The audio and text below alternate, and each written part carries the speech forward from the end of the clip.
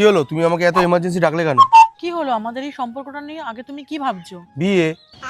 আরে ইয়ার, জীবনে তুমি কি হতে চাইছো? বাবা।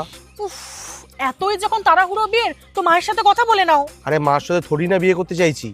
আরে মানে আমার বাবার কাছ থেকে তুমি আমার হাতটা চেয়ে নাও। আরে হাত দিয়ে কি করবো, আমার কাছে তো হাত আছে দুটো। দূর ব্যাং, বাদ দাও তো, আমি তোমার সাথে বিয়েই করব না। কেন? আমার মনে হচ্ছে তুমি যৌতুক চাইবে।